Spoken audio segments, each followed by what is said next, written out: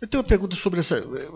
Você coloca aí que esses dois marcos legais, aí, a lei de PPP e de concessões, já permitem o desenvolvimento de projetos. Esses riscos são de que natureza? Para quem desenvolve um projeto? De perder o investimento? É de não ter o projeto aceito e aí não poder ser ressarcido pelo vencedor da licitação. Ah, tá. Né? Como é que é o sistema que existe hoje? O projeto pode ser oferecido por iniciativa do particular ou pode ser oferecido em resposta a um chamamento público. Se o projeto for o projeto adotado, integral ou parcialmente, pelo poder público, o edital da licitação da delegação, da PPP, do BOT Futuro, contém lá uma cláusula dizendo o seguinte, olha, o vencedor terá que indenizar o autor do projeto, que é fulano de tal, é o Dr. Luiz Nassif, tá certo? CNPJ número tal, e nós auditamos os custos e definimos que o valor são R$600 mil de ressarcimento. Se ele ganhar, isso já está no custo diferido dele. Se ele perder, ele lamenta, porque perdeu a oportunidade de negócio, pega os R$600 mil e paga os custos dele. A ANEEL, que tem uma experiência longa nisso, tem vários procedimentos do que ela aceita e do que ela não aceita com custo. Né? Por exemplo, ela definiu com grande briga, há uns tempos atrás, que ela não remunera custos financeiros do particular. Né? Se quiser, essa é a regra do jogo. Mas o risco dele é o risco de não ter o projeto aceito. Por exemplo, no caso da Itaiaçupeba, da Sabesp, a Sabesp fez um recorte, fez o projeto dela e só aceitou ressarcir para, acho que os 3 grupos cujos projetos ela aproveitou, os custos dos serviços jurídicos. Que ela entendeu que eram custos que não eram internalizáveis pela empresa e, portanto, quem pega o edital da Itaiaçupeba tem lá o nome dos felizes recebedores da indenização pela Sabesp, pelo vencedor da licitação, pelo valor definido pela Sabesp. Analia, de manhã, quer dizer, quando nós tivemos as primeiras rodadas lá, fica claro que você tem ainda inúmeras dúvidas quanto ao que vai ser essa articulação do setor do saneamento. Não há muita clareza sobre os modelos de consórcio ou não consórcio.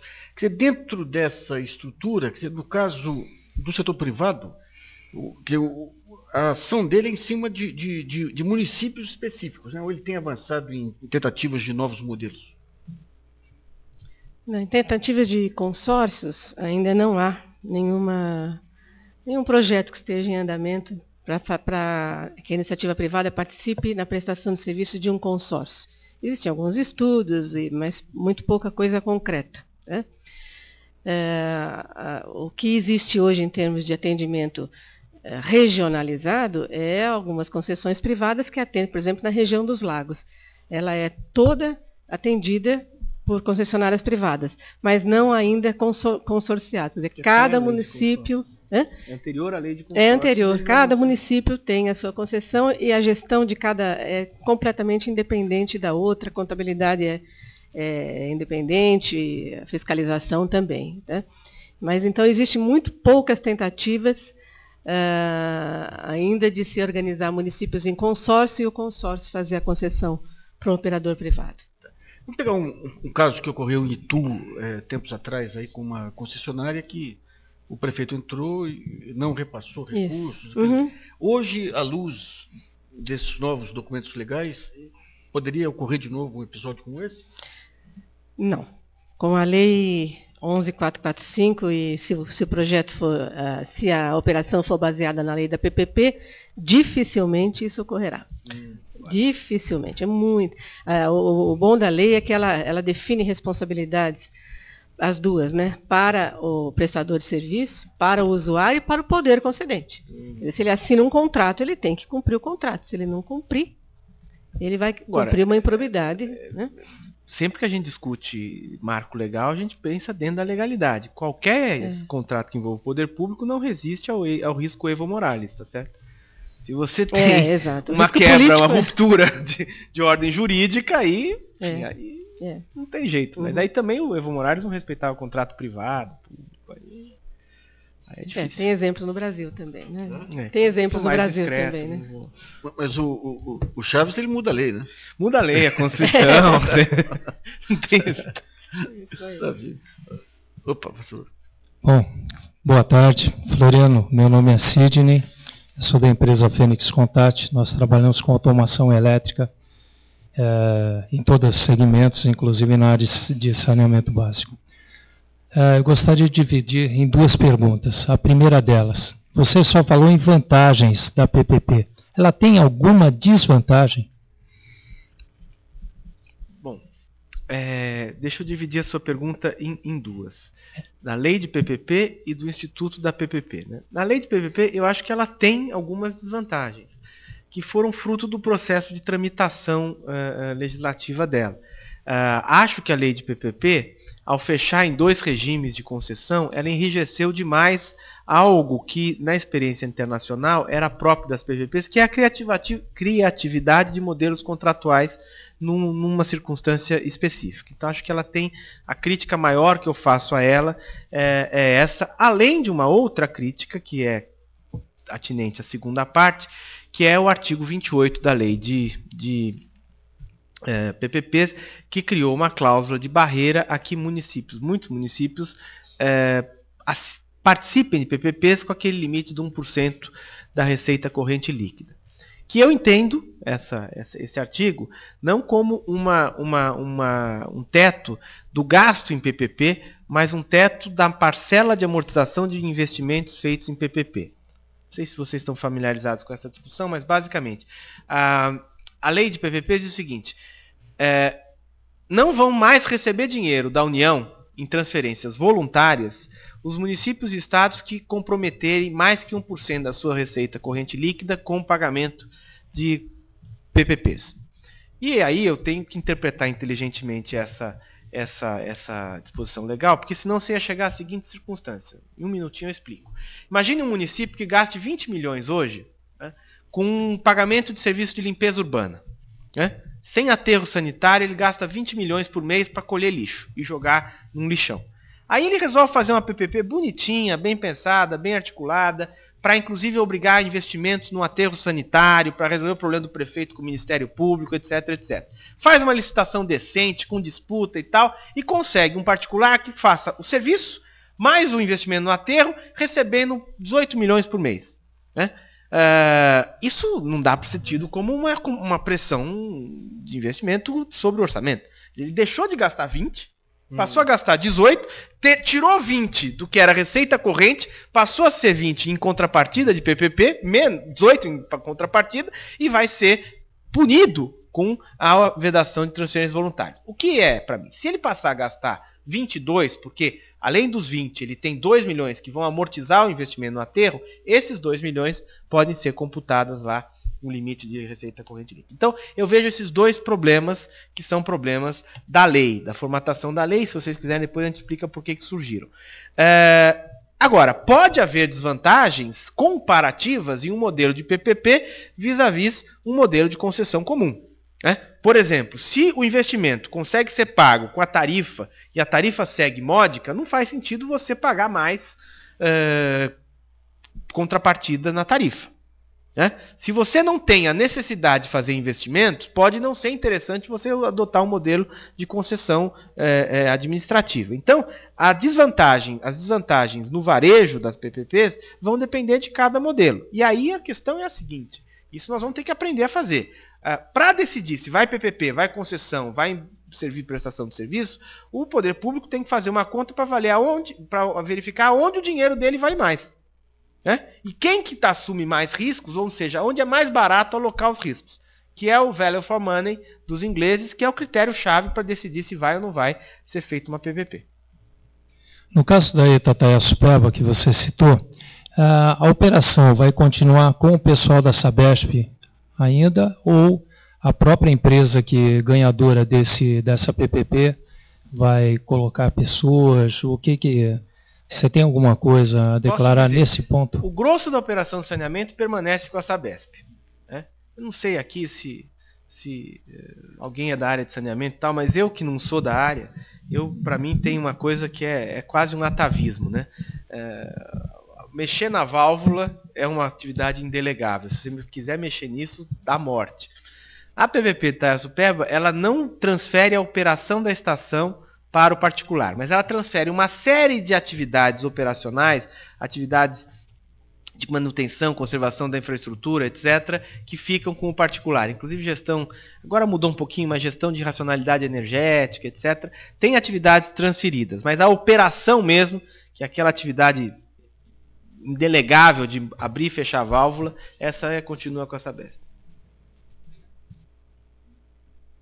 Ainda seguindo a questão das desvantagens, o Brasil hoje, para avançar em PPP, segundo os analistas, ele está se baseando nos modelos internacionais, inclusive avaliando os erros dos modelos internacionais. Queria saber se o senhor poderia dizer de forma clara quais são esses principais erros nos projetos de PPPs que os governos estaduais ou o próprio país não deve incorrer. 2 blocos de erros, né? Um erro geral é o erro de avaliar inadequadamente a conveniência de fazer uma PPP. Isso você teve experiências que malfadaram, experiências que foram bem-sucedidas. O segundo erro, que talvez tenha, e aí já explico por que a lei foi feita assim, tem influenciado muito a lei brasileira, é o modelo, o erro que houve na falta de previsão de demanda orçamentária, principalmente nas concessões administrativas. Explico, e o caso é português e não vai nenhuma chacota aqui dos portugueses. Eu, inclusive, pelo sobrenome, vocês veem que tenho descendência portuguesa, não é nenhuma piada. Mas os portugueses cometeram um erro, principalmente nas concessões administrativas, no pedágio sombra deles, que foi o seguinte: eles projetaram o desembolso orçamentário prevendo-se a demanda projetada de uma estrada, por exemplo, na condição inicial de não melhoria dos serviços. O que isso quer dizer? Imagine uma estrada ruim que tem um tráfego de 1.000 carros por mês, né? E não paga pedágio. Aí eles fizeram uma PPP para duplicar essa estrada, né? E cobrar pedágio sombra. O que é pedágio sombra? O motorista não paga, mas passa numa praça. E esse tráfego é computado no fim do mês ou no fim do período, o concessionário vai e pega o valor do pedágio dos carros que passaram. Só que eles projetaram mal e calcularam que iriam passar pela estrada duplicada os mesmos 1.000 carros. Quando você duplica e não cobra, o que acontece? As pessoas passam a usar a estrada, o sujeito que ia com outro meio de transporte. E aí eles erraram no cálculo da projeção do que seria a pressão orçamentária nesse investimento. E aí começou a se comprometer quase toda a verba de investimento do Estado português no pagamento de contrapartidas. E o segundo erro, que depois foi aproveitado por nós, foi de você não ter num pedágio, numa concessão remunerada pelo Estado, não ter um teto do que seria o desembolso do particular. Aqui, por exemplo, a linha 4 do metrô colocou isso. O que isso quer dizer? Olha, eu vou pagar 50% da tarifa. Só que, a partir de um ponto da equação financeira, ponto de demanda, né, aquela tarifa arrecadada com a contrapartida pagou o investimento, remunerou o particular, e se você continuar pagando nas tarifas, você está subsidiando o aumento do lucro. Né? Ou seja, ele tem lucro a partir de 1.000 transeuntes. Né?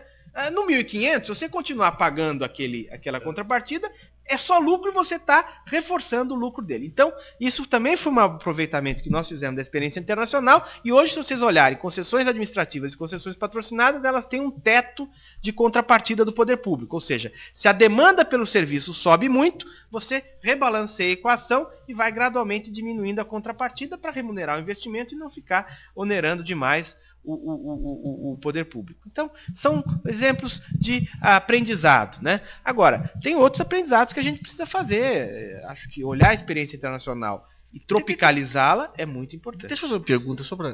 Falando em PPP portuguesa, as primeiras ferrovias nossas aqui, você tinha...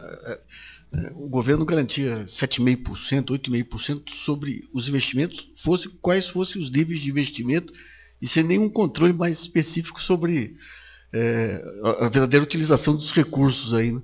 Mas uma coisa que me chamou atenção aí, então falando em padrão paulista nosso aqui de concessão, quando foi feita a primeira concessão aqui, acho que em 94, você tinha todo um levantamento, uma projeção, foi em janeiro, se não me engano, você tinha uma projeção de despesa e uma projeção de receita. as tarifas eram corrigidas em julho. E se você pegasse as receitas de janeiro e não fizesse um prorata lá, você ia ter uma tarifa defasada. Então, alguns dos participantes usavam a tarifa de julho passado e outros, corretamente, utilizavam a tarifa prorata de janeiro. E esses foram desclassificados porque estavam utilizando bem a matemática financeira também. Mas uma coisa que eu fiquei em dúvida aí, então, vou tirar uma... Você tem uma concessão em São Paulo. Essa concessão, as concessionárias investiram, segundo o governo do Estado, mais do que era a obrigação delas. E, em contrapartida, houve uma prorrogação desse contrato aí por um prazo bem maior. Agora eu pergunto o seguinte, esses investimentos, e daí pegando essa questão de projeção de demanda, o que mede o resultado final entre se teve investimento excessivo ou não, é a rentabilidade das concessões. E todas as concessionárias mostraram bons balanços e boa rentabilidade.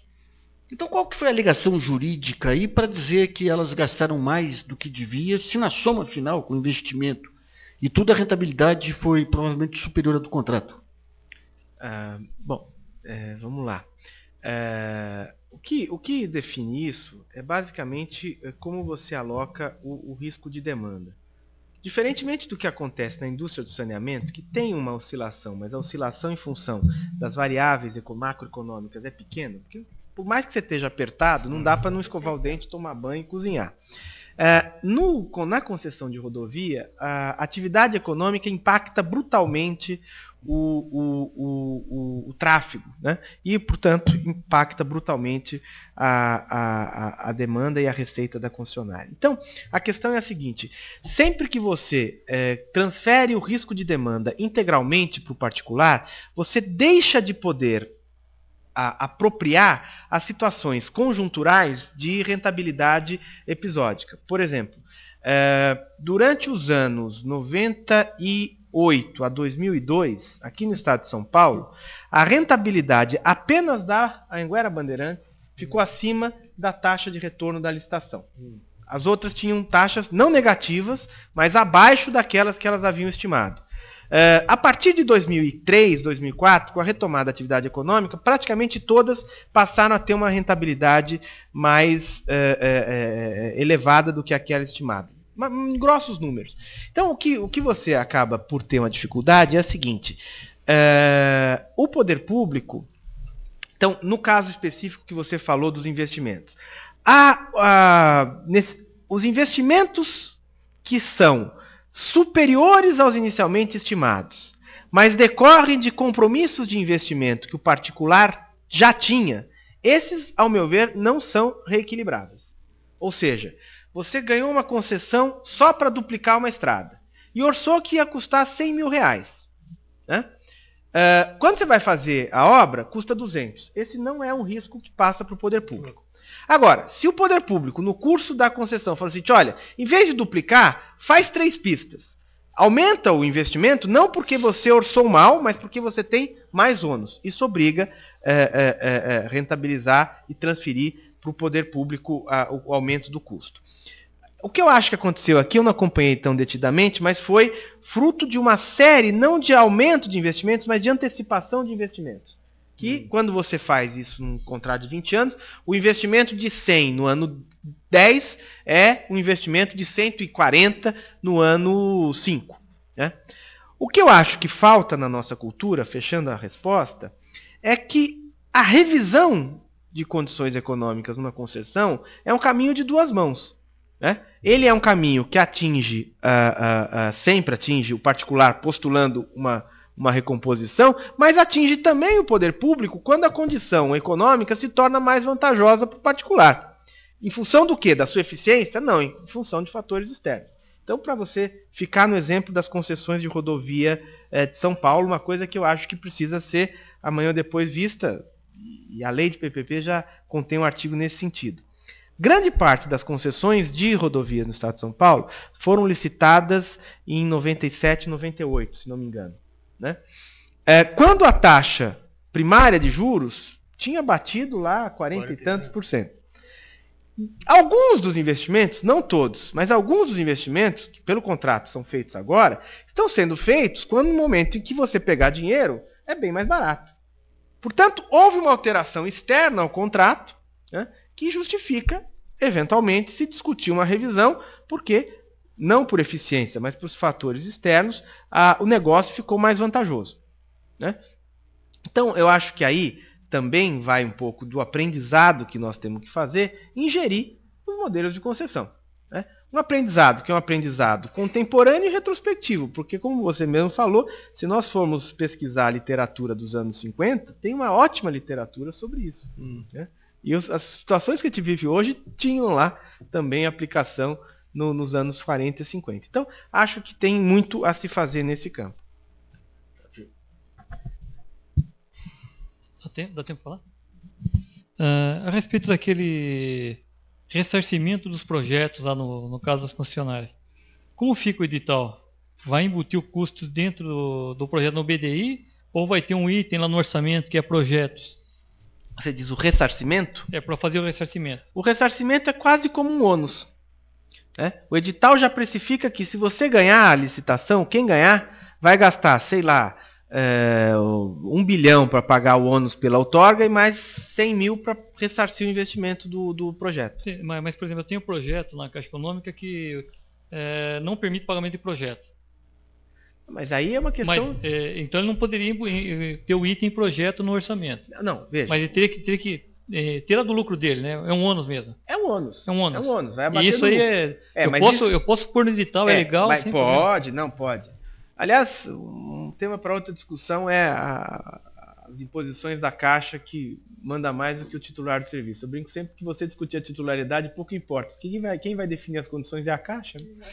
Então, mas voltando a isso aqui, não é o projeto seu que vai ser remunerado. É um ônus que você tem que pagar para outros que não é. Se você fez o projeto e ganhou a licitação, aí provavelmente isso aqui vão ser custos diferidos, custos pré-operacionais, e aí é uma questão mais contábil, né? Tá certo.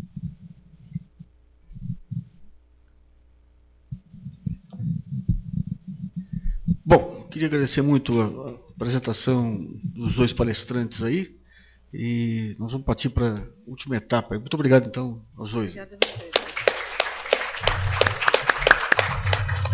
E agora nós temos o tema financiamento de infraestrutura. Eu queria convidar o Valder Suriani, que é superintendente executivo da ESB, o Arnaldo Luiz Dutra, que é presidente da SEMAI, e o Adailton Ferreira Trindade, que é gerente nacional de saneamento e infraestrutura da Caixa Econômica Federal.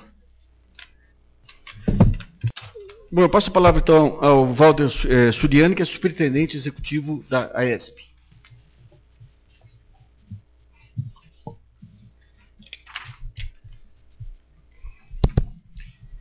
Bom, boa tarde. Primeiramente, queremos agradecer à agência Dinheiro Vivo pelo convite de estar aqui presente, falar sobre saneamento, e num momento assim tão importante para o setor, que vem numa escalada de coisas novas, começando com PPP, com consórcio, agora mais recentemente com a própria lei de saneamento e mais recentemente ainda, um pouquinho mais, com o próprio PAC, que de certa forma ele vem complementar as ações do setor.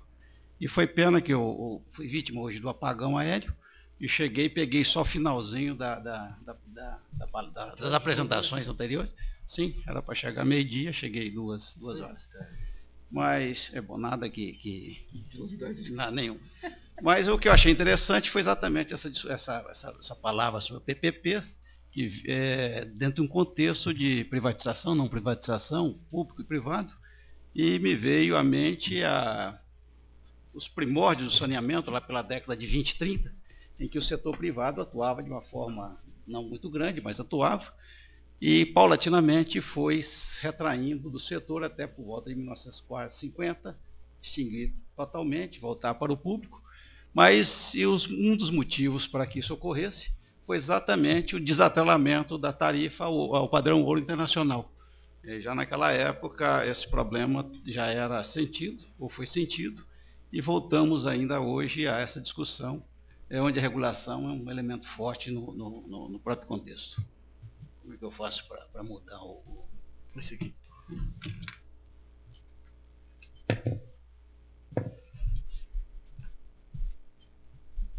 Bom, aqui vai o nosso comercial. E, na realidade, o que eu gostaria de destacar, basicamente, é o final da história, onde as empresas com recurso próprio investem cerca de R$ 1 bilhão por ano, que é um valor bastante considerável, e é um dos motivos, inclusive, da manutenção de um índice de atendimento de uma certa forma razoável. Aqui é um quadro sobre o investimento ao longo do tempo. Aqui é um outro que diz respeito basicamente a percentual, a valores da última década, basicamente. E o que é importante é colocar que esses valores esses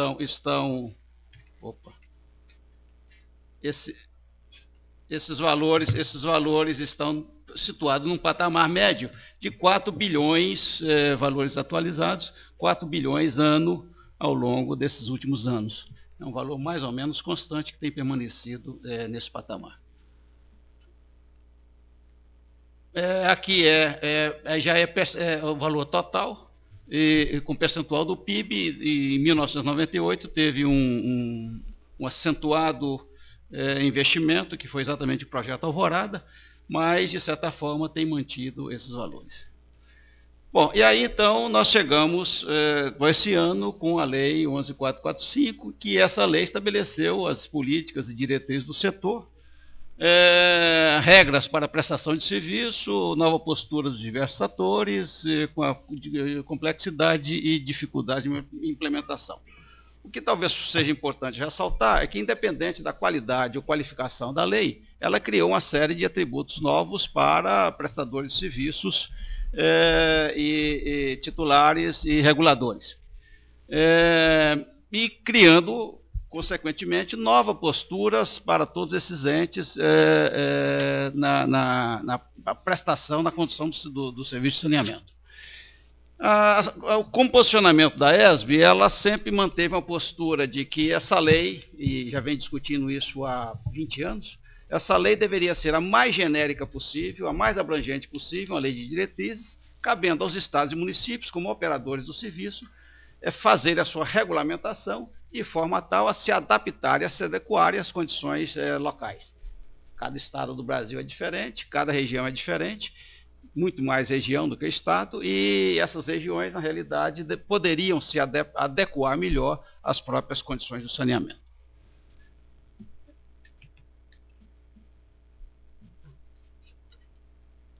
Tá. Bom, e aí então nós entramos no contexto específico da lei e o seu rebatimento na própria condução do setor. O primeiro ponto que deve ser destacado é que a lei fala em saneamento básico, e até então, até antes da lei, saneamento básico para operadores de serviço era água e esgotamento sanitário. A lei ampliou para resíduo sólido e drenagem. Aparentemente foi uma situação benéfica, não achamos tão dessa forma, mas o que é mais importante é colocar o seguinte, é que tudo mais que se fala de investimento a partir de então, se fala de água, esgoto, resíduo sólido e drenagem. Então, na realidade, nós veremos na frente alguns recursos, inclusive do PAC. Para saneamento, água e esgoto, especificamente, os valores são bem menores, são da ordem de 70% dos valores mencionados. Isso tem importância na própria análise do setor como um todo, quando se fala em água e esgotamento sanitário.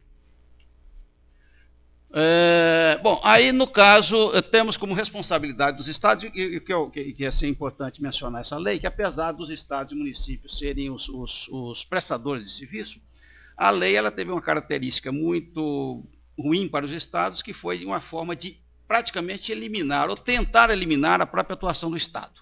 Então esse é um ponto muito, muito ruim, e fazendo, inclusive, a União fazendo uma ponte direta com os municípios. A União, em algum momento, se arvora, inclusive, como órgão executora, mas a ponte sempre é o município. O Estado, de certa forma, ele foi excluído, ou está sendo excluído das próprias ações de saneamento. Mesmo no serviço regionalizado, em que é previsto, esse serviço regionalizado, ele ainda hoje é motivo de discussão de como esse serviço regionalizado vai ser prestado. E o que o governo tem acenado, basicamente o Ministério das Cidades, é que ele poderia ser prestado através de consórcios. Nada contra o consórcio, acho que é um instrumento interessante, que deve ser utilizado, desde que ele tenha condições para tal. Quer dizer, não se pode imaginar que, o exemplo típico, região metropolitana de São Paulo, onde os contratos são contratos com prazos diferenciados, se possa sentar todo mundo e dizer, olha, a partir de agora vamos discutir uma renegociação contratual, todos os municípios aderem dentro dessas condições, querer imaginar que isso se passa num contexto brasileiro onde a política é muito forte, a política partidária é muito forte, isso possa acontecer. Então, o contexto do consórcio, a associação, entendo, volto mais uma vez, que é importante, mas não da forma como está sendo apregoado pelo Ministério da Cidade, quase como a única solução para a prestação de serviço regionalizado. E mais ainda, por que nós insistimos na prestação regionalizada? Porque nas condições nossas do país, onde as condições de desigualdade são bastante grandes, essa é a única forma onde o subsídio cruzado pode ser exercido de uma forma uma forma plena. E mais ainda, nesse novo contexto, onde a regulação é importante, quer dizer, não vai se pensar em regulação fragmentada com as dificuldades que isso pode trazer. Só para se ter uma ideia, e a questão na apresentação anterior, esse ponto também foi focado, a bagunça que isso pode gerar futuramente. E hoje, inclusive, existe algumas situações, no mínimo, esdrúxulas, e a cidade de Fortaleza sendo alvo de duas agências reguladoras, uma municipal, para o serviço de saneamento, e uma estadual. Então, na realidade, note as dificuldades para essa prestação de serviço e os custos que isso, eventualmente, poderá trazer. Bom, e aí, na realidade, dentro dessa discussão de implementação de lei e as dificuldades inerentes à própria prestação de serviço, a própria ESB tem feito, ao longo desses últimos anos, uma série de críticas, mas muito mais do que críticas, é uma posição crítica, sim, mas uma posição crítica propositiva. Nós temos levado ao governo uma série de medidas, e aí talvez a principal delas seja exatamente a redução da carga tributária mediante a reaplicação desse recurso. Considerando que, de uma ordem geral, a carga tributária total varia em torno de 18% a 20%, só PIS/COFINS varia da ordem de 7,6%, para um faturamento médio de 17 bilhões, isso significa só de PIS/COFINS da ordem de 1 bilhão e 300 milhões de reais, que estão sendo carreados das empresas, companhias de saneamento, para os cofres do governo. Só estaduais, porque são aquelas que pagam impostos. Ou algumas companhias municipais, mas a figura jurídica tem que ser dentro desse contexto de prestador não autárquico. Na realidade, e esse outro ponto que a gente tem discutido, que é realmente a ampliação dos limites de endividamento do setor público como um todo, é compatível com a capacidade de crédito do setor. Na maioria das vezes, ou alguns casos bastante relevantes, há capacidade de crédito, mas não há limite de endividamento. E outro ponto que eu acho que é uma discussão que pode ser começada no setor de saneamento e poderá avançar com ganhos significativos, é a possibilidade de colocar estatais não dependentes. Quer dizer, isso aos moldes de, por exemplo, Petrobras. Evidentemente, dentro de um contexto onde esse controle seja absolutamente exercido, e um dos motivos, as características, por exemplo, poderiam ser que tivessem ações em bolsa, que pudesse fazer contrato de gestão, ou seja, não depender, evidentemente, de orçamento estadual ou para custeio, ou seja, uma série de regras, mas que essas empresas possam realmente avançar para esse contexto de estatal não dependente. Um exemplo típico é a própria Sabesp. Em vários momentos, ela tinha condições de se habilitar a financiamentos externos e não tinha condições de se habilitar a financiamentos nacionais internos. Então, é um absurdo dos absurdos. Bom, e aí, então, voltamos dentro desse contexto de lei, onde o setor está todo se reestruturando, e a lei foi editada exatamente no dia 5 de janeiro desse ano. Poucos dias após, fomos surpreendidos, beneficamente, evidentemente, mas fomos surpreendidos com a ação do PAC.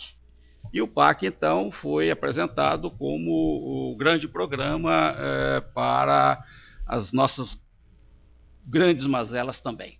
E a primeira preocupação nossa e da associação foi exatamente essa, que é o porquê que a lei foi editada naquele período, naquele momento, e logo depois sai um programa que, de certa forma, eu não vou dizer que desconsiderou a lei, mas ele basicamente partiu por caminhos um pouco diferentes, um pouco independentes da própria lei, na própria seleção de contratos, na seleção de projetos, onde houve uma negociação bastante intensa, e aí entre operadores e entre o governo federal, desconsiderando os próprios critérios estabelecidos, que são diversos critérios, inúmeros critérios estabelecidos na própria lei.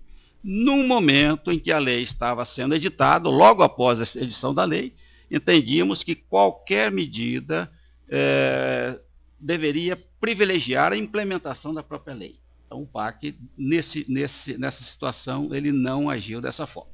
E aí, inclusive, algumas questões foram levantadas. Será que as normas, ou será se a própria lei é uma lei tão burocratizada que não favoreceria esse tipo de programa, uma aplicação tão maciça de recursos? Ou seja, questões dessa ordem foram levantadas e até hoje não temos resposta para isso. Mas o que é importante destacar nesse quadro, se alguém puder enxergar devidamente, mas é um quadro que já foi exaustivamente colocado desde tem mais de 6 meses tem sido colocado. E o que é importante é que desse valor de 40 bilhões, cerca de 12 bilhões são recursos orçamentários. Ou seja, bom, então, voltando ao saneamento de um modo geral. Nós temos 40 bilhões, cerca de 70%, a grosso modo, é saneamento. Desses valores, 12 bilhões, ou 30% do total, é recurso orçamentário, e o restante ou é financiado ou é recurso próprio de estados e municípios. Então, note bem o seguinte, todo esse AUE, quer dizer, todo esse combustível gasto em viagens para a propagação do projeto, na realidade, a União está entrando com recursos orçamentários, evidentemente orçamentários, cerca de 30% desse valor. Aliás, foi motivo, inclusive, do próprio governador Serra levantar essa questão, que estava, se a gente fosse na linguagem futebolística, seria uma força desmedida propagandística para um projeto que, na realidade, a contrapartida de estados e municípios, principalmente estados, é bastante forte. Mas é um programa que deve ser considerado, mesmo porque passou-se, e voltamos àqueles quadros iniciais, da ordem de 4 bilhões de anos, que era aplicado o saneamento, está passando, nesses próximos 4 anos, para cerca de o dobro disso, em torno de 7,5 bilhões, o que é significativo. Essa é a grande vantagem, além da mobilização geral, mas essa é a grande vantagem do aumento dos recursos. Mas, como nem tudo são flores, nós temos algumas questões a serem levantadas com relação ao PAC. A primeira delas diz respeito exatamente ao horizonte do próprio programa. É um programa para 4 anos. E para esses 4 anos, realmente foram resolvidos entraves que eventualmente pudesse empacá-lo. Limite de endividamento, não tem contingenciamento, mas a pergunta que se faz é o seguinte: daqui a 4 anos voltamos à estaca atual ou não? Quer dizer, vai ter outro PAC, ou essas medidas paralelamente serão discutidas e esses entraves serão resolvidos?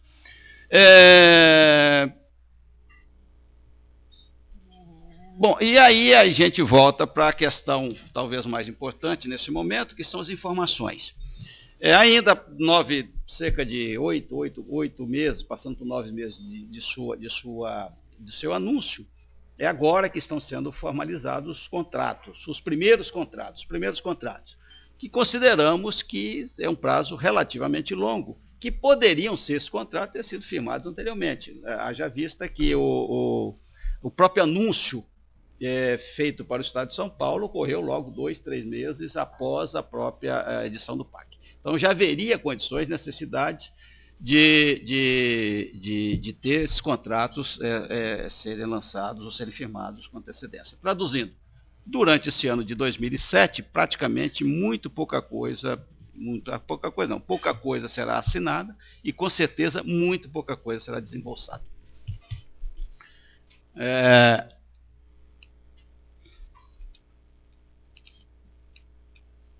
Bom, e ainda dentro desse contexto do PAC, uma questão que a associação tem debatido muito, e o próprio governo tem colocado dessa forma também, não tem materializado, que é a questão da gestão. Nós temos, basicamente, no grande tripé de lei ou institucional, recursos. No seu contexto, a gestão entra como um ponto importante. E apesar desse diagnóstico ter sido já colocado, já feito há bastante tempo, e mais ainda, dentro de um processo em que os recursos serão significativamente aplicados, a gestão está sendo relegada a um plano praticamente nenhum. Até um programa anunciado, que é o programa de revitalização dos operadores de saneamento, até hoje não saiu das intenções, do papel. Então nós temos aí, quer dizer, uma massa de recursos colocada na mão de operadores dos mais distintos possíveis, com as preocupações que isso pode advir. Mesmo porque nós tivemos em 98, no projeto Alvorada, uma situação em que os diversos municípios, centenas de municípios, foram aquinhoados com recursos sem condições de aplicar, com obras implantadas sem condições de serem operadas. Então, praticamente é uma situação que não vai chegar tanto, mas no mínimo deveria acender uma luz amarela. E mais ainda, o outro ponto que a gente gostaria de enfocar, isso tem sido colocado cada dia mais na imprensa, já vem sendo colocado e com certeza vai se colocar mais, que é a questão da elaboração de projetos. E aí a gente faz uma análise um pouco mais detalhada sobre essa questão. Na realidade, eu acho que aí falta realmente uma visão crítica do setor. Quer dizer, não é possível que de um momento para outro se duplique os recursos, um setor que praticamente não tem um planejamento de médio e longo prazo, não há recursos assegurados, o contingenciamento é a tônica, imaginar que haja na prateleira projetos disponíveis para uma duplicação de recursos investidos. Então, ou seja, essa é uma questão crônica, mas não foi devidamente tratada. E mais ainda, pior ainda, porque apesar de ter sido diagnosticada, mencionou-se da possibilidade de um programa específico para investimento em projetos, e até hoje também não saiu do papel. Então, ou seja, são questões que nós estamos ainda em aberto.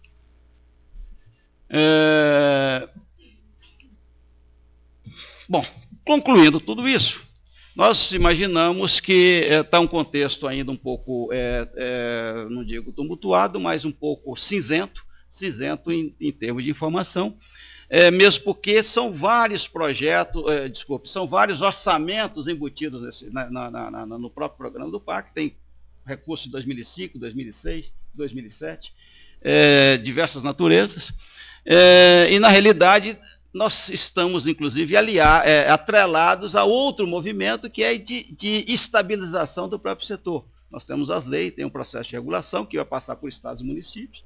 Tem a questão da titularidade, que realmente foi colocada como não tão importante, tendo em vista as regras da Caixa e do Ministério da Cidade, mas são importantes sim. Então, ainda, pelo menos na região metropolitana, é um processo ainda em discussão no Supremo Tribunal. E, na realidade, temos esse cenário todo. Quer dizer, imaginamos que em 2008, se a conjuntura internacional nos favorecer, isso deverá ter continuidade, mas a preocupação nossa, associação, é realmente depois de 2010. Então, até lá, imaginamos que as histórias se engrenarão, quer dizer, todos esses recursos anunciados deverão ser implementados, ser aplicados, os contratos deverão estar assinados. Teremos um outro problema, que é realmente de acompanhamento. Imagina uma estrutura para acompanhar esses projetos, para o desembolso disso, a execução dessas obras, quer dizer, nesse período tão curto de alavancagem de recursos dessa natureza. Mas esse é um problema que na frente será equacionado, imagino eu, com os custos adicionais, evidentemente, esperamos que daqui a 4 anos tenhamos já equacionado todos esses problemas para que os investimentos possam continuar e o setor realmente possa evoluir igualmente. Muito obrigado.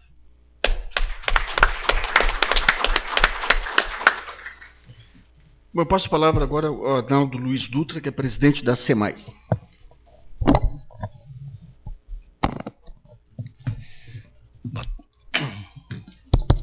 Boa tarde a todos. Queria cumprimentar o Nassif e agradecer pelo convite. e dizer da nossa satisfação de poder participar desse debate num tema tão importante e com certeza um tema que precisa muito ser aprofundado. Queria cumprimentar os companheiros da mesa e dizer também que eu fui vítima do problema aéreo hoje. Meu voo era 6 horas, acabei saindo 9h30. Com o problema que eu levantei e tive que ficar no aeroporto ainda, esperando. Mas o importante é chegar. Acho que quando a gente fala da Lei 11.445, é importante que a gente ressalte de que é uma lei que foi construída num cenário de ausência total de legislação de um longo período. E importante também dizer que acho que o avanço desta lei, na verdade, ele se dá muito mais pelo fato de ter levado em conta na sua construção a discussão entre os diversos setores que atuam na área do saneamento. Acho que não é uma lei que contempla nenhum setor individualmente, mas ela é fruto da certeza de que existe hoje companhias estaduais que prestam serviço de saneamento, companhias municipais, serviços municipais que atuam no saneamento e a iniciativa privada que atua no saneamento. Eu acho que esse conjunto de coisas, de alguma maneira, ele ficou contemplado na lei e acho que o resultado dela é fruto desse entendimento. Nós também entendemos, de parte da SEMAI, que a lei traz alguns avanços, mas também ficamos preocupados porque a lei não avançou como nós achávamos que deveria no item controle social. Mas acho que é o fruto deste momento e por isso uma lei importante que com certeza precisa ser melhor trabalhada. Como é que eu faço assim para lá? Ali. Acho que é outro. Esse? Acho que é esse. Deu. Tá. Bom, começando pelo início aqui então, apresentando um pouquinho a SEMAI. É a organização não governamental, sem fins lucrativos, fundada em 1984, que tem hoje como associados 2.000 municípios brasileiros que prestam de forma direta e pública os serviços de esgotamento sanitário, abastecimento, drenagem urbana e resíduos sólidos. Tem como princípio levar atendimento sanitário à população brasileira, urbana e rural e fortalecer a capacidade técnica, administrativa e financeira do serviço de saneamento, buscando sempre aprimorar a qualidade. Acho que passou uma aqui a mais. Não. Como é que é o saneamento no Brasil? Talvez para a gente fazer essa conversa sobre financiamento é interessante a gente situar um pouquinho o nosso quadro hoje. Nós temos uma cobertura boa no que diz respeito a abastecimento de água nas áreas urbanas, 95%, e nas áreas rurais uma cobertura deficitária, 20%. Diferenças regionais que se manifestam nos índices que a gente percebe ali, né? Enquanto Sul e Sudeste 98%, a região Norte apenas 69%. Então, disparidade significativa. Nosso índice de atendimento na área urbana de coleta de esgotos é 50%, um baixo percentual de tratamento dos esgotos gerados no país, 31,3%, e, pasmem, um baixo índice de tratamento dos esgotos coletados no país. Ou seja, além de a gente coletar pouco, nós não tratamos tudo o que coletamos, né? 61%. No que diz respeito a resíduos sólidos, a situação de coleta é um pouquinho melhor. Nas áreas urbanas, nós temos um índice superior a 80% de serviço de coleta, mas ainda assim temos 8 milhões de pessoas que não são atendidas. E no item tratamento de resíduos ou destinação final, aí o nosso quadro é crítico. Esses números aí, 59% dos resíduos ainda são dispostos a céu aberto. Há outros dados que dizem que esse número é um pouco maior. Mas vamos ficar nessa faixa que já é um número bem significativo, né? O item drenagem urbana, agora incorporado também no saneamento básico, dado só para a gente alertar, nos últimos 2 anos, cerca de 1.200 municípios sofreram inundações. Então esse quadro aponta, digamos, a necessidade e esse passivo que a gente tem, que precisa com certeza de políticas públicas fortes e eficientes para a gente mexer nesse cenário.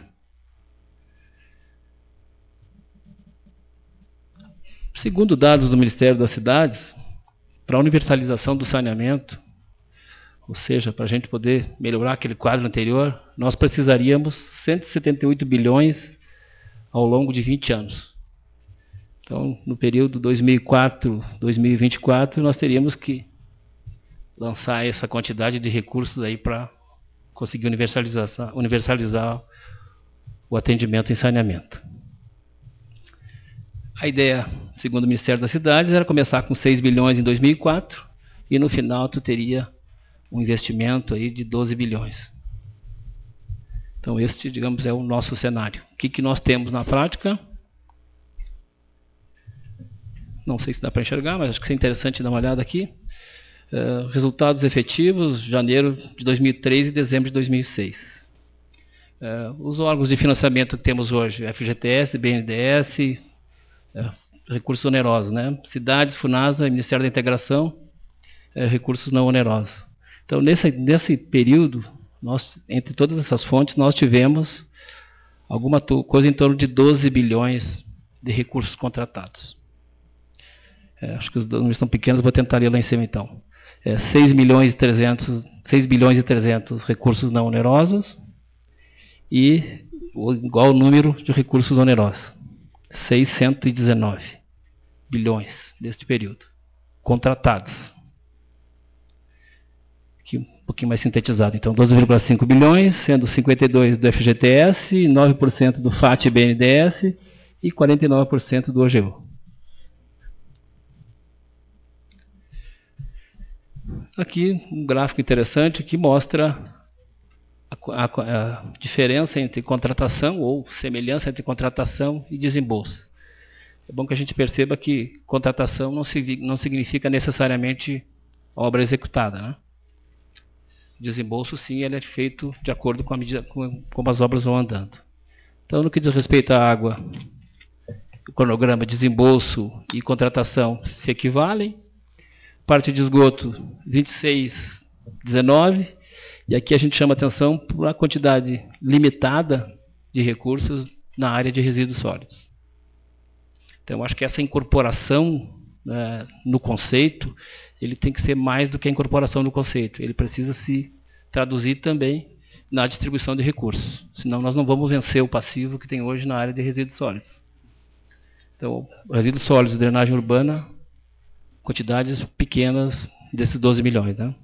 E aí, 1,78 contratado e 1,26 desembolsado.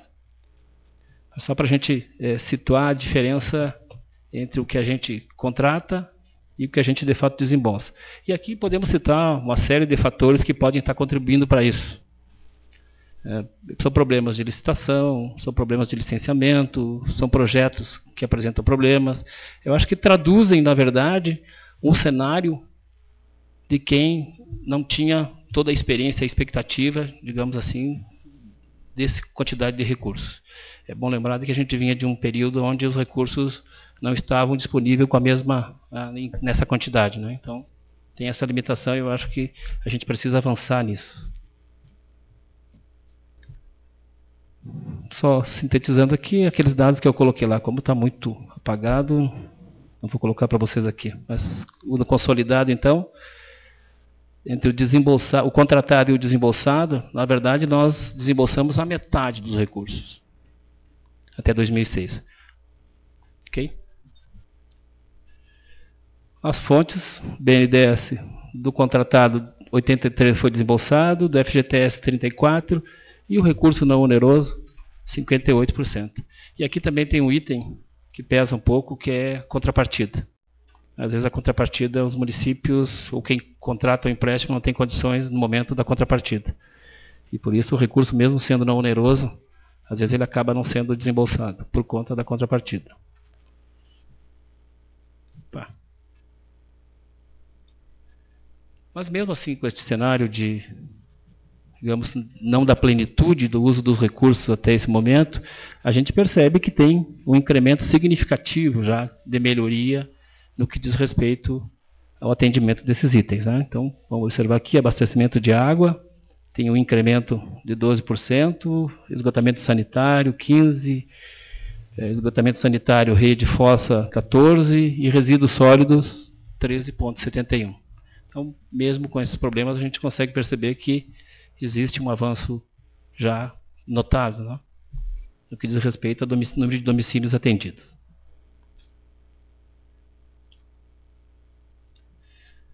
não me estendendo muito no PAC aqui, mas citando um pouquinho ele, que já foi colocado pelo Valdo, os 40 bilhões disponibilizados, distribuídos dessa forma, e a expectativa de inclusão.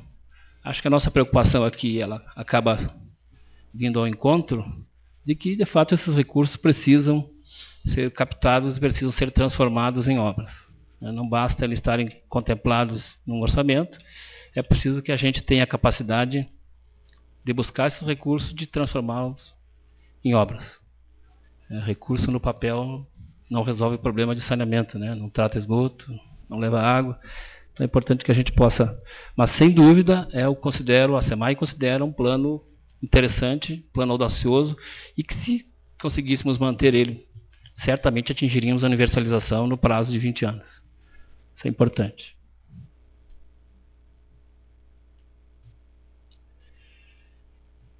Para a gente não ficar tratando só da questão de financiamento e sustentabilidade do setor com base em recursos advindos de financiamento ou de outras fontes, você vai procurar colocar aqui também algumas coisas que podem ser feitas pelos próprios prestadores de serviços ou pelos municípios, no caso.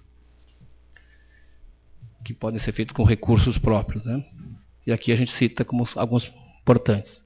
Constituição de fundos municipais de saneamento com fins específicos de melhoria. Isso são exemplos que já acontecem hoje, mas que podem ser, com certeza, ampliados. E a nossa preocupação é de que tu constrói uma obra, capta o recurso, constrói uma obra, seja ela um aterro sanitário, ou uma estação de tratamento de esgotos, ou uma estação de tratamento de águas, e depois tu não tem a capacidade de dar sequência nisso, a sustentabilidade desse serviço. Então, para que isso aconteça, é importante que os prestadores também se deem conta de que é importante a sua reorganização para fazer frente, para ter um serviço sustentável. Segundo, uma política ofensiva de redução de perdas físicas e financeiras no setor de abastecimento. Nós temos números no Brasil hoje que ficam na casa de 40%. Isso é significativo. Quer dizer, capta de um lado e bota fora de outro, então é recurso que precisa ser melhorado. Situação que a gente tem que intervir com bastante força, né? Implementação de tarifas, taxas socialmente justas para a operação e manutenção dos sistemas de esgotamento sanitário. É uma discussão que é preciso ser travada de frente, porque todo mundo sabe que sustentar um sistema de saneamento, ele precisa ter recursos para isso, sob pena da gente incorrer no erro de construir obras e não ter condições de operá-la. Então, é importante essa discussão, acho que tem que ser uma discussão que tem que ser feita de frente com a comunidade, colocando a necessidade de que esses serviços sejam executados. E aí tem uma série de argumentos que podem ser usados, que com certeza serão entendidos, né? Mas, fundamental, a constituição de tarifas e taxas no sistema de esgotamento sanitário. Isso não é uma realidade do Brasil ainda.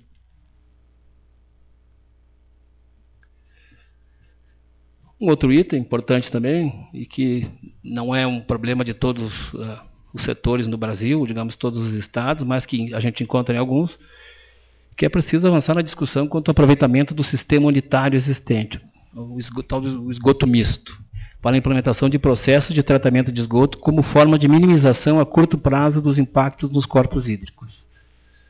Nós temos tecnicamente um conceito da necessidade de implementar sistemas com separador absoluto. Isto, eu acho que é uma segunda etapa. A gente não pode descartar, nesse momento, a possibilidade de ter intervenções utilizando a malha existente hoje do esgoto misto. É uma discussão que precisa avançar.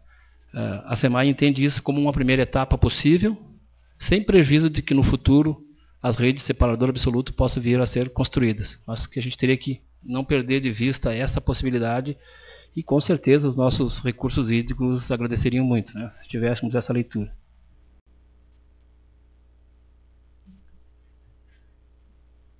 No item drenagem urbana, também tem algumas coisas que podem ser feitas e que, além dos recursos que precisam ser injetados em quantidade significativa, a gente poderia ter algumas ações que minimizariam um pouco a situação. O reuso das águas, de águas servidas, de águas pluviais, é um item importante de se pensar. E aí a gente tem que pensar projetos desde o início, construções que possam trabalhar nesse sentido. Adequação de planos diretores urbanísticos e de saneamento à nova tecnologia de manejo de águas pluviais. O que é o discurso que a gente ouve muito aí? As pessoas trabalham muito com a ideia da impermeabilização do solo. Todo mundo que tem casas ou constrói condomínios trabalha sempre com a ideia de construir, pavimentar, de botar lajota, e a gente não se dá conta de que está fechando uma porta para infiltração, para recarga de aquífero, e está fazendo com que aquela água chegue muito mais rápido no sistema de drenagem.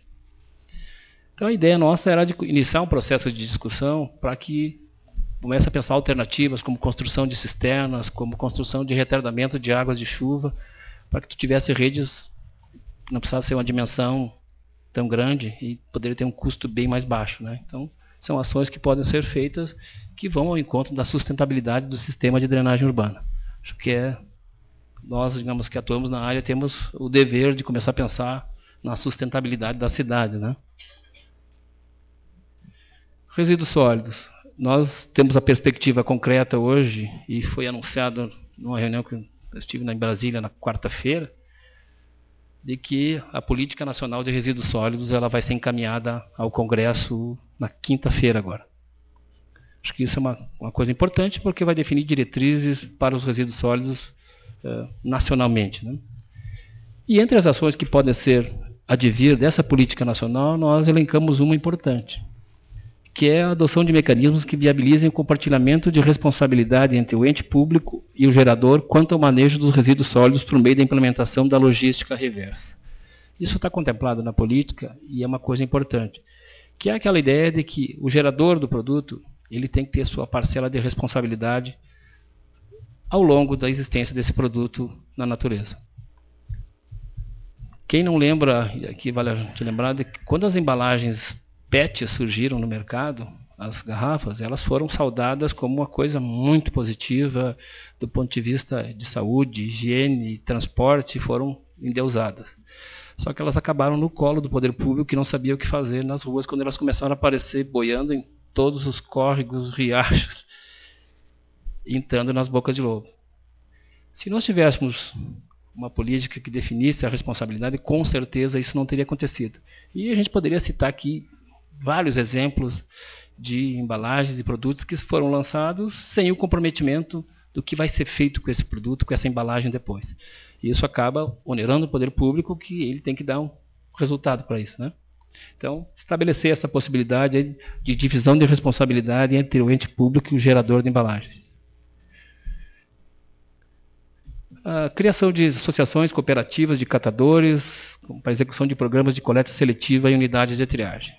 Às vezes a gente acaba olhando um pouco distante e não se dá conta da importância desse processo, né, de cooperativas de catadores e de execução de coleta seletiva.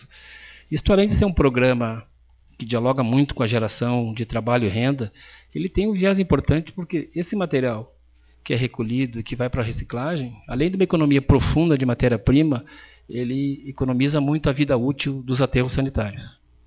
E a gente sabe que aterro sanitário, hoje a operação de aterro tem custo elevado. Coleta seletiva, quando é feita pelo poder público, ela tem um custo elevado, porque normalmente ela é feita no sistema porta a porta, e a gente sabe que os valores passam de R$ 250 a R$ 300 reais por tonelada coletada. Então, quando a gente consegue implementar essas associações para executar esse serviço, a gente está, além de investindo em programas de geração de renda, contribuindo para a redução dos custos de operação. Sistema de tratamento de resíduos sólidos com vistas ao credenciamento dos municípios na obtenção dos créditos de carbono. Existem exemplos já, e são coisas que podem ser difundidas e que são receitas importantes para os municípios para investir nesse item resíduos sólidos, né, no gerenciamento de resíduos sólidos. E também enxergamos que a implantação de consórcios públicos é uma grande possibilidade de fortalecer a ação conjunta dos pequenos municípios. Nós sabemos que municípios, que são a maioria no Brasil, com menos de 20 mil habitantes, não têm sustentabilidade um programa de resíduos sólidos individualmente. A quantidade gerada é pequena, então programas de coleta seletiva ficam deficitários, um aterro sanitário fica muito difícil de ser operado por uma quantidade tão pequena. Então, quando esses municípios se organizam e formam associações ou consórcios, este valor, aproveita a economia de escala, esse valor baixa bastante, e acho que vem bem ao encontro aí da gente poder investir em outras coisas, né? Terminando aqui. Desafios. Né? O que a gente tem para trabalhar em conjunto aí com outros setores que atuam no saneamento. Definição de novos limites para o setor público, possa contratar novas operações de crédito a partir da repactuação das dívidas dos estados e municípios. É difícil? Sim, mas eu acho que é uma luta que nós temos que ter permanente. Viabilização do aumento do volume de recursos não onerosos para ampliar acesso aos mesmos. Isso vale muito para pequenos municípios, né, que têm dificuldade, inclusive da contrapartida, eles precisam ter recursos não onerosos disponíveis em uma quantidade maior. Redução da contrapartida, facilitando a esses municípios o acesso aos recursos.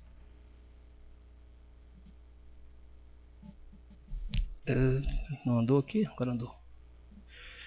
Manutenção da disponibilidade dos recursos para que seja viável o cumprimento das metas de universalização dos serviços nos próximos 20 anos, conforme estudo do próprio governo. Então, eu acho que a gente trabalha aqui num horizonte para além do PAC. Mas não podemos esperar os 4 anos do PAC, nós temos que começar esse trabalho agora. Essa mobilização, esse discurso permanente de que 4 anos de recursos não resolvem o problema. Então, esse é um dado importante para a gente trabalhar em conjunto. E aqui também, repetindo um pouco o que foi colocado pela ESB, os operadores públicos sejam desonerados de impostos, sobretudo PIS, COFINS, de forma a ampliar os investimentos no setor. E por último... Tá. Como era o último, ele não passa. Viabilização e compatibilização dos planos diretores municipais com os planos de saneamento, habitação e planos de bacia. Acho que isso vai ao encontro de integração, de fato, dos atores que atuam na área, né? Incentivar a gestão associada, não, através da formação de consórcios, aqui sempre no intuito de aproveitar a economia de escala. E por último, a SEMAI está se dispondo, já iniciou conversações com a ABS e vai travar com outras entidades, no sentido de trabalhar junto à Casa Civil pelo reposicionamento quanto à alocação dos recursos do Plano de Aceleração do Crescimento previstos para os programas de resíduos sólidos, drenagem urbana e desenvolvimento institucional. Nos chegaram notícias de que esses recursos foram, de alguma maneira, sofreram cortes ou até foram retirados. Então a gente acha fundamental que resíduos sólidos, que já tinham uma quantidade pequena, que drenagem urbana, que tinha uma quantidade pequena, e que desenvolvimento institucional é fundamental para dar continuidade a qualquer recurso que venha na execução de obras, nós estamos começando essa luta para que a Casa Civil seja sensível e que recoloque esses recursos no PAC que foram retirados. Eu agradeço a oportunidade e fico à disposição. Muito obrigado.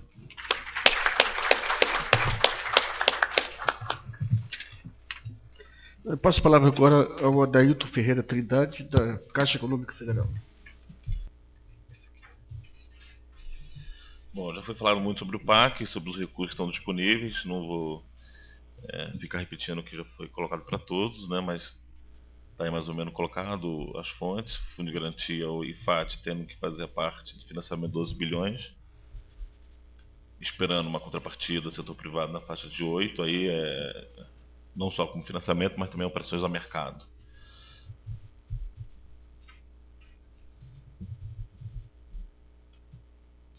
Bom, a principal linha que a gente trabalha para poder colocar esses créditos na praça é com recurso do Fundo de Garantia, né? Ele sofreu algumas modificações, né, até para atender algumas reivindicações, as principais dela, tanto na taxa de juros quanto na contrapartida. A contrapartida hoje está colocada como 5% de investimento. Historicamente, o Fundo de Garantia nunca exigiu uma contrapartida mínima nesse valor de 5%. Isso, nem em nenhum lugar do mundo você tem uma contrapartida de financiamento nesse nível de 5%, sendo que o setor privado ainda exige uma contrapartida mínima de 20%. Aí não é porque não é nenhuma restrição ao setor privado, é em função que a própria estruturação de um empréstimo com o setor privado torna-se necessário uma participação dele mais comprometida com o empreendimento, em função das negociações que são desenvolvidas, né? A taxa de juros do Fundo de Garantia estava no patamar de 8%, desceu para 6%, né? As operações de saneamento integrado, aí mais para o setor público, que envolve aquelas ações de saneamento em favelas, né? Onde você tem que entrar com ações de água, esgoto, drenagem, na verdade é microdrenagem, trabalhos sociais, a taxa de juros é 5% ao ano, né? A taxa de risco está limitada a 1% e a taxa de administração a 2%. O orçamento, em que pese, está 2,7 bilhões. O que a gente sabe é que para atender a demanda de crédito do PAC, se tiver que aumentar o orçamento, vai ser aumentado até complementar a demanda eleita pelo PAC. Então é um orçamento mais hoje indicativo. A gente está trabalhando, na verdade, com orçamento 2007, 2010. Para cada ano tem 2,7 bi. Então, a gente sempre puder contratar tudo, mesmo até 2008, contrata-se e depois suplementa o orçamento do Fundo de Garantia. O prazo de carência pode chegar até 4 anos e a amortização 240 meses. Então nós estamos falando de uma operação que pode chegar em 24 anos. Também isso você não tem hoje disponível nem aqui no Brasil. E mesmo se pega um empréstimo do Banco Mundial com BID, nós estamos falando de 15 anos, né? O que foi feito aí de saneamento, né? Aí nós estamos falando caixa, tá? E aí mostra basicamente o que acontece, porque nós dependemos muito do Conselho Monetário. Você vê que os picos de contratações respeitam os anos que o Conselho Monetário autorizou o endividamento público. Nós tivemos em 2003, sendo que em 2003 foram alguns escapes que nós descobrimos dentro da resolução, e aí foi fechado, mas em 2004 abriu o limite, e em 2006 abriu mais outro limite de 2,2 bi, onde a Caixa contratou 1,8 e continua contratando esse ano. Esse ano já temos contratado aí 2,28 milhões, 2 bilhões e 28 milhões de crédito com o setor saneamento. São 255 contratos aí, né? Os desembolsos realmente não acompanham as contratações, e aí é importante ter um dado, e a gente fica um pouco até preocupado, né? Não pelo que foi dito aqui, mas às vezes pelo que a gente escuta em alguns outros fóruns, né? É impossível uma obra de saneamento você contratar e desembolsar. Para vocês terem uma ideia, a gente tem em média, com o setor público, quando eu contrato, o primeiro desembolso acontece entre o 12º mês ou 13º mês depois de contratado o empréstimo. Quer seja porque ele tem uma licitação com problema, licenciamento ambiental, tem N motivos, né? Esse histórico não acontece com o setor privado. O setor privado, normalmente, a gente contrata, leva 4 meses para iniciar o desembolso, que é o prazo porque ele já tem um projeto, já tem as licenças. Ele normalmente não espera o financiamento para ir atrás disso, né? E são poucos também, né? Nós estamos falando no setor saneamento hoje, nós temos muito poucos tomadores, vamos dizer assim. Mas o setor público realmente ele vai fazendo as coisas com o passar do tempo. Tem limitações que o setor privado não tem. Tem restrições orçamentárias que o setor privado não tem, né? Então a gente fica muito preocupado assim quando vê a notícia, o PAC até agora não contratou nada e não desembolsou nada. E eu acho que não vai desembolsar dessa velocidade que esperam, né? Por mais que a gente tenha feito reuniões com os tomadores eleitos pelo PAC, né? Eles estão desempenhando, mas muitos deles, para botar um edital na rua, tem que ter previsão orçamentária. Se não contratou, então como é que bota o edital na rua? Muitos estão fazendo com recursos próprios, fazendo previsões orçamentárias com recursos próprios. Então, a gente está achando que ainda vai ter uma sintonia aí melhor dessas informações, né? E de um casamento aí do que está sendo contratado, quando é que vai começar o desembolso, né? E por aí afora. Do PAC 2007, o que a gente chama de PAC 2007, né? Já teve uma seleção do PAC 2007 de 4 bilhões em fevereiro. Disso aí nós já contratamos, se não me engano, 1 bilhão e 500 está ali, né? Colocado. São 200, exatamente. Então, isso é o PAC 2007, já está contratado.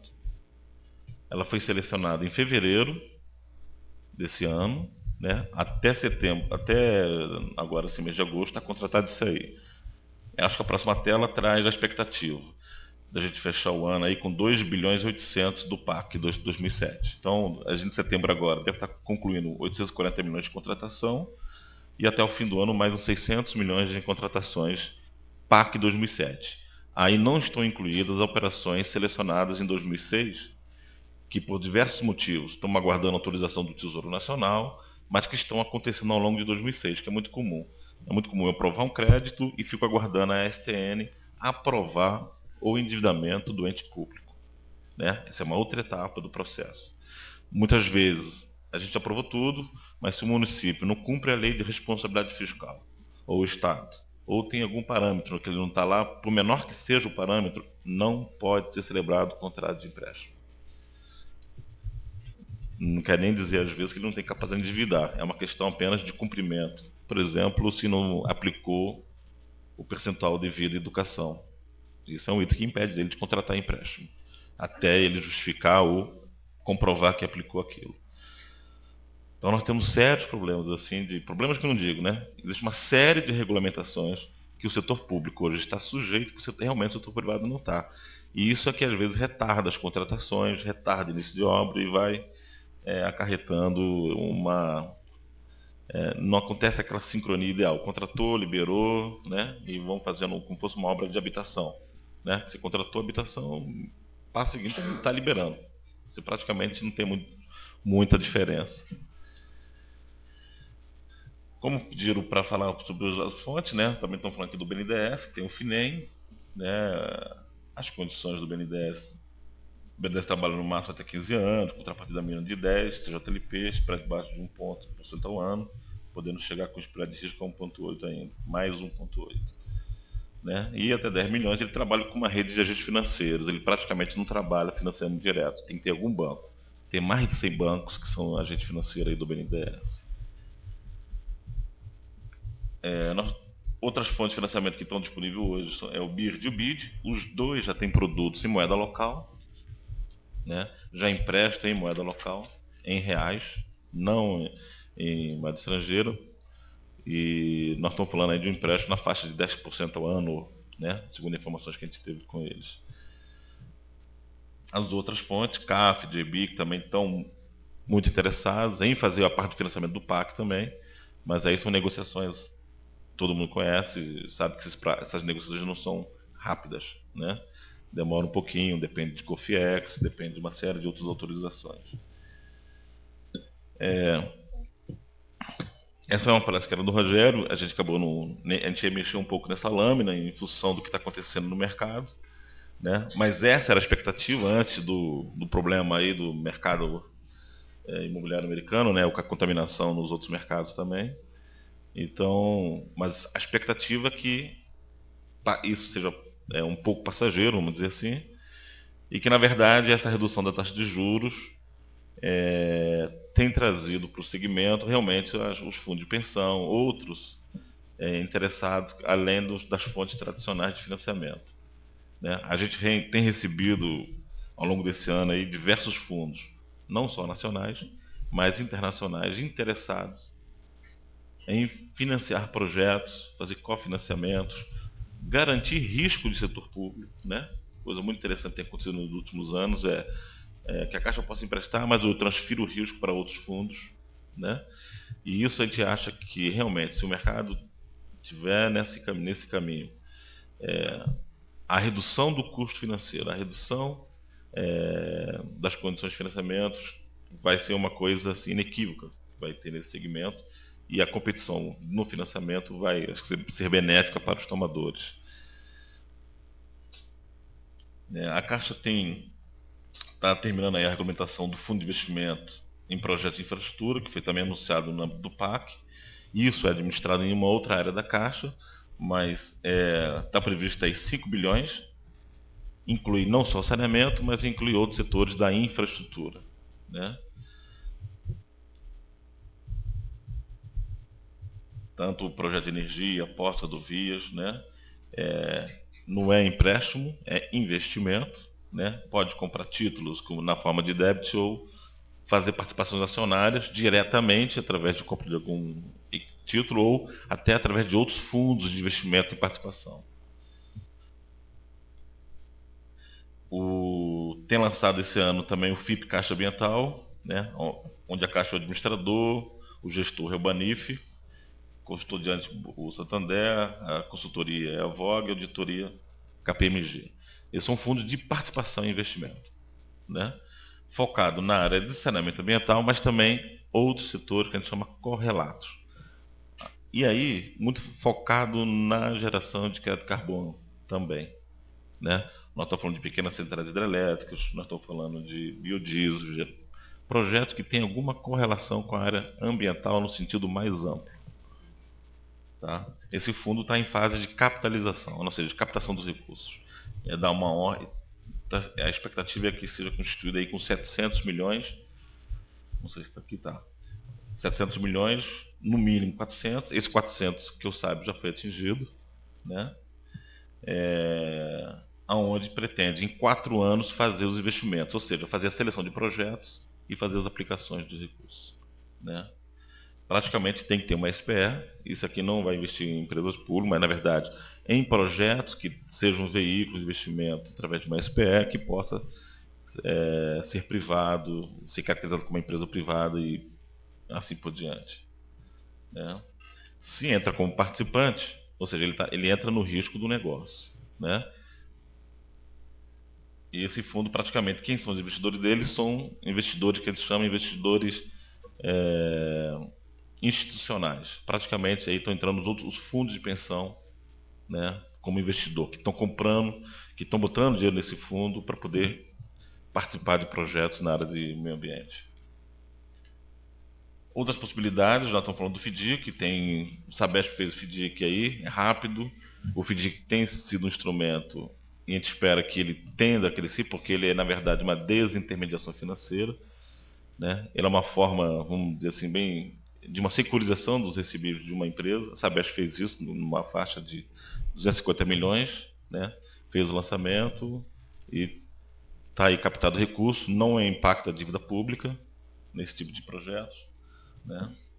E tem uma série de instrumentos e possibilidades que a gente percebe que para as empresas, né, em alguns casos para as empresas públicas também, são instrumentos importantíssimos que elas têm que lançar mão daqui para frente. Quer seja por uma questão de gestão financeira dela, de não fazer muita alavancagem. Tem instrumentos hoje que a empresa possa fazer investimentos e não está se comprometendo financeiramente, né? Como a opção de locação de ativos que nós temos hoje. Recentemente, para a área de resíduos sólidos, nós pedimos para incluir no Fundo de Garantia todas as ações para desenvolver um projeto de MDL, que é crédito também, ou seja, no final ele resulta em crédito para o proprietário daquele projeto, e como resíduo sólido, na maioria das vezes o proprietário do projeto é o município, né, em que pese alguns aterros sanitários serem privados, mas na maioria do Brasil ele é público, né? Então, esse é um ativo muito importante hoje para o município, e a gente sabe que para fazer um projeto de MDL tem um custo de investimento, né? Esse custo de investimento ele não chega a ser alto, mas nós estamos falando de orçamento público, então a gente resolveu, se eu vou financiar um aterro sanitário para uma prefeitura A, nós vamos também incentivar a elaboração de todo o processo de MDL para que ele possa se beneficiar do crédito de carbono como uma receita para o projeto ou até para a municipalidade. Aí nós estamos discutindo um pouquinho da legislação de cada caso, nós temos algumas situações onde algumas procuradorias entendem que esse é um recebível do município e não do projeto, especificamente. E já tem o FIP ambiental que pode capitalizar, mas nós temos hoje fundos internacionais aqui pelo Brasil todo em busca de projetos dessa natureza. O problema é desenvolver o projeto de MDL, chegar até uma certificação que é na ONU, passando por todo um processo de auditoria, de certificação. Então isso hoje é possível de ser financiado pelo Fundo de Garantia quando é apresentado um pedido de financiamento, né?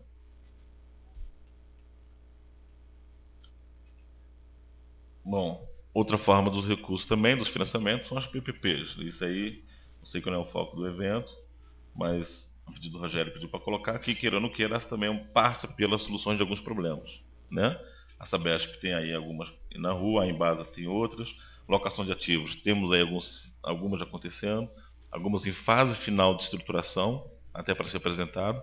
É uma forma de solucionar alguns problemas, né? Ou de gestão mesmo da empresa.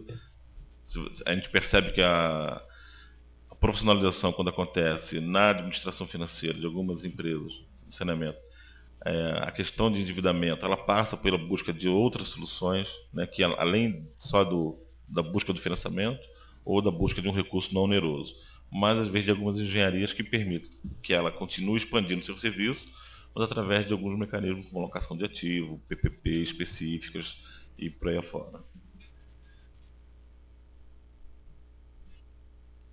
aí como objetivo não é falar das parcerias, mas a palestra fica à disposição.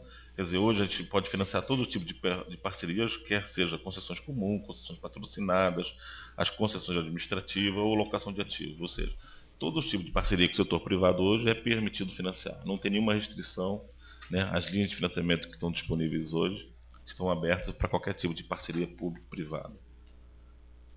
Tá? Queria agradecer e só queria fazer um comentário a respeito de algumas coisas. Você pode? Pode, né? A gente tem realmente, estava esperando que saísse o PAC para resíduo sólido e a reestruturação das companhias, né? E tinha aí, acho que um orçamento de 600 milhões para a reestruturação de companhias, né? Para aquelas companhias que não receberam dinheiro agora, na verdade, né? Que são as empresas que têm mecanismo aí. A gente espera que realmente que possa isso ser retomado, que já está todo o material preparado aí para implementar. Já estava até pré-selecionadas as empresas que iriam receber um investimento para que elas pudessem haver uma reestruturação de fato institucional delas, né? Eu estou falando isso aí porque eu participei exatamente desse projeto, estava acompanhando isso aí, e acho que a seleção de projeto agora foi superior, né? Estourou os orçamentos, a informação que a gente tem é essa. Então eu acho que durante esse mês de setembro deve ser equacionado o problema das companhias de saneamento que estavam guardando esse dinheiro para se reestruturar e voltar daqui 1 ano ou 2 com capacidade de investimento, como fosse uma empresa não dependente, né? E como a Sabesp é uma empresa não dependente, a Sanepar, Copasa e outras aí. Tá? E quero agradecer aí a participação e o convite. Obrigado.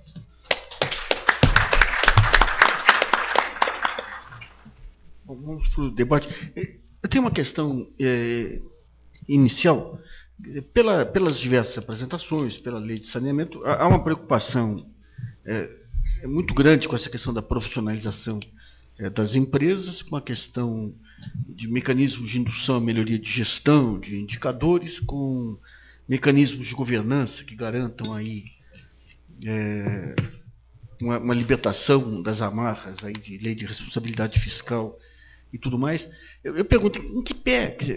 Você pode abrir capital, você pode ter um acionista minoritário, e a partir do momento que você dá esse passo, você tem acesso mais à frente a um conjunto de ferramentas financeiras que vão ser necessárias para não depender indefinidamente de orçamento. Quer dizer, além desses conceitos, há uma ação integrada efetivamente no sentido de profissionalização das empresas estaduais? Os dois aí, né? Você quer começar? Eu queria dar só um pitaco. Pode dar um pitaco, sem ofender ninguém. Assim, a gente já participa muito de algumas discussões com a SEMAI, com a ESB, alguns fóruns mais específicos, né? A gente percebia antes uma certa resistência nessa discussão. Mas é uma resistência assim, você não sabe quem nasceu primeiro, o ovo ou a galinha, né? Então, assim, bom, é que esperava um apoio para que isso acontecesse. O apoio não acontece, mas também o dever de casa não é feito, né? Então, assim, a gente não sabe onde que está o problema, isso do ponto de vista caixa, né? E da SEMAI eu até entendo um pouco da história. A SEMAI, quando a gente discutiu alguns anos atrás com o presidente anterior, esqueci o nome dele, o Silvano, né? Que a gente falava assim, Silvano, transforma as autarquias em empresas, para elas depois ficarem caracterizadas como empresas não dependentes, que aí tinha mecanismo para que a gente pudesse financiar, né? Como debêntures, como algum instrumento de mercado. A questão era tributária. Não, mas se baixar a carga tributária, a gente transforma. Aí você começa a ir numa cadeia que não termina nunca. Então o governo tem que baixar para a gente transformar. Entendeu? Então, e a gente falou assim, não, porque companhia também, você consegue colocar instrumento de blindagem, de governança nessas empresas. Que é outra coisa que a gente vem falando com todas as empresas de saneamento. Precisa fazer, a gente fala blindagem, que é um termo um pouco forte, mas é isso mesmo, a gente precisa colocar nas empresas um tipo de blindagem contra, não que política seja ruim, mas assim, contra uma gestão politizada, né? Porque a política faz parte da vida do cidadão, mas de uma gestão menos politizada, como está acontecendo com as empresas que estão conseguindo captar recursos, né? Então essa é uma discussão muito difícil, não é uma discussão acho que fácil. Agora, eu acho que o governo federal poderia ter uma ação mais indutiva, e a gente achava que essa da reestruturação Isso seria uma discussão onde colocar tudo na mesa para discutir com clareza, sem um puxar a corda para um lado, mais construtivista, vamos dizer assim, né? Começarei do final, não puxar a corda do pescoço. Mas essa história é o seguinte, na realidade nós temos no horizonte, no universo nacional, cerca de 40% de empresas absolutamente saudáveis, 30% mais ou menos, e o restante não muito. Está relacionado também à própria forma e local de atuação dessas empresas, envolvendo o subsídio cruzado. Na realidade, a economia de escala e a viabilidade dessas empresas passam por sistemas rentáveis e não rentáveis. E o que ocorre no país é basicamente o seguinte: nas regiões norte e nordeste, a rentabilidade do serviço fica centralizado a poucos municípios. Então, são exatamente nessas regiões em que a gestão é mais deficitária, mais problemática. E o que a associação tem feito internamente é realmente transferir tecnologias. Isso entre empresas tem feito isso. Mas o que emperra basicamente é na hora de implementar essas tecnologias, necessidade de recursos, aí não há recurso para isso. Um exemplo típico, por exemplo, micromedição. Você tem um projeto de micromedição, você tem política de micromedição, você tem como fazer tudo isso. Na hora de adquirir o equipamento, não há recurso para isso daí. Então, quer dizer, essas medidas passam exatamente em alocação de recursos para que a gestão, no seu sentido mais amplo, possa ser exercida. Volto mais ainda. Por volta de 98, na época do secretário de saneamento, era o Ovidio De Angeli, o presidente da ESB era o presidente da Sabesp, e nós fomos lá no gabinete dele, logo após a posse do Ovidio De Angeli, colocamos, olha, vamos fazer um programa de revitalização de algumas empresas, estava na época da privatização, porque esse é um programa importante para o setor, mediante, evidentemente, que contratos de gestão, mediante compromissos e garantias de que esse recurso seja efetivamente alocado, isso é importante, mas que essas empresas, num universo de privatização ou não privatização, possam alavancar. Bom, essa história já tem praticamente 10 anos, o ano que vem, e infelizmente até hoje não pôde ser levado a efeito. Então é uma questão realmente difícil e se passa num universo onde temos empresas absolutamente top e temos empresas, e aí quando eu falo empresas e municípios, a situação é a mesma, não é só privilégio de companhia estadual, o universo é o mesmo. E aí nós temos o que nós achamos que o governo deveria olhar com um olhar um pouquinho diferenciado para que melhore de uma maneira geral a gestão desses operadores. Só uma pergunta também, um complemento a essa aí.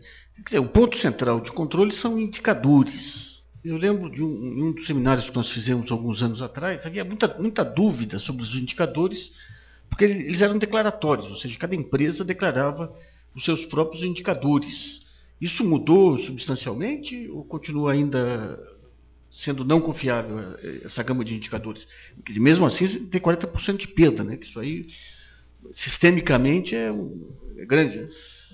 Não, na realidade é o seguinte, o Brasil é o único país do mundo em que sistematicamente apresenta indicadores de saneamento. Nos outros países, isso é elemento de estratégia de marketing, de política de negócio. No Brasil, não. As companhias de saneamento, desde 1995, antes já faziam isso no catálogo da ABS e agora no SNIS, que já está oficializado pela lei. Na realidade, como é uma gama muito grande de indicadores, a qualidade deles é em função até da própria prestação de serviço.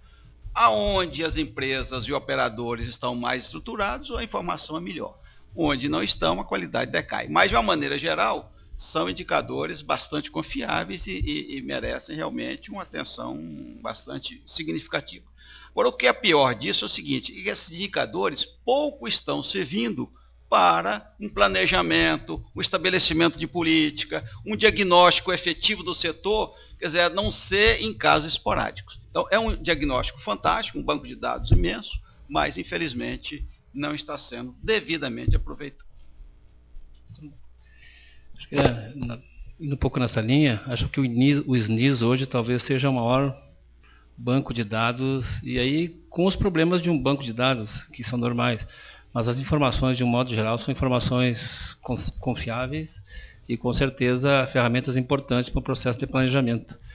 O que eu acho que é o segundo passo disso é talvez a gente aprender a trabalhar mais com planejamento.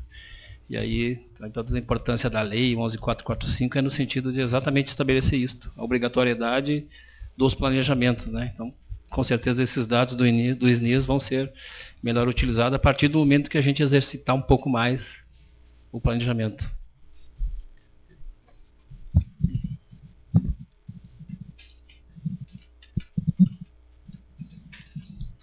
Bom, sexta, final da tarde, aí o pessoal fica mais com o estado de espírito de sábado, né? Eu queria agradecer muito aí ao senhor, Sábado chega mais cedo. aos senhores palestrantes, aos senhores que assistiram ao evento. O evento ele foi filmado, ele vai ser editado, vai ser colocado no site do Projeto Brasil, e nós solicitamos que os senhores, além de preencher o questionário aí para podermos aprimorar os seminários, também se cadastrem no Projeto Brasil, projetobr.com.br, é um cadastro que só exige e-mail aí, para quando começar a discussão, para poderem dar a sua contribuição. Então, muito obrigado a todos aí, até uma próxima.